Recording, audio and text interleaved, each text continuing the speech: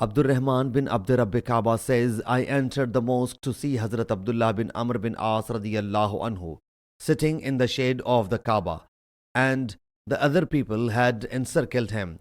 I went to them and sat close to him. Hazrat Abdullah bin Amr radiyallahu anhu said, once we undertook a journey along with Allah's Apostle sallallahu alaihi wasallam. We encamped at a place, so someone of us started adjusting his tent, someone of us starting practicing archery, and someone stayed with his cattle. Meanwhile, the caller of Allah's Apostle sallallahu alaihi wasallam announced, prayer is ready. We all assembled near to Allah's Apostle sallallahu alaihi wasallam. He sallallahu alaihi wasallam said, undoubtedly, it was obligatory for each Prophet alayhi salam prior to me to guide his ummah to good as per his knowledge, and warn them against the evil as per his knowledge. And as for this ummah of yours, your well-being lies in the people prior to you, and adversities and disgusting things will appear among the later people. Then there will emerge such strifes as will render the other, former, strifes insignificant. A trial will emerge whereupon a believer will say, my destruction lies in it. Then that trial will be over and another trial will strike. A believer whereupon will say, this is the actual strife.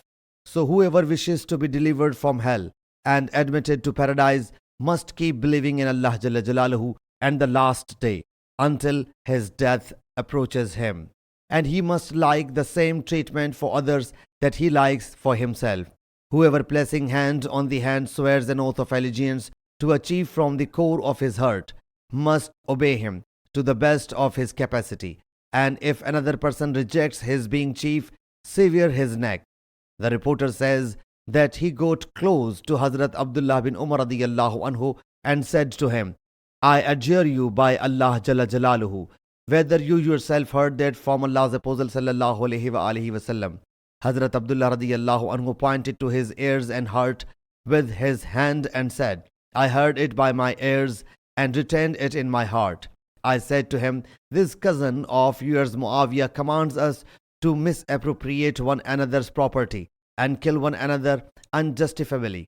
Whereas Allah Jalla Jalaluhu says, O believers, consume not unjustly the property of one another among yourselves, except it be a trade by your mutual consent. And kill not yourselves undoubtedly. Allah is merciful to you. Surah Nisa verse 29.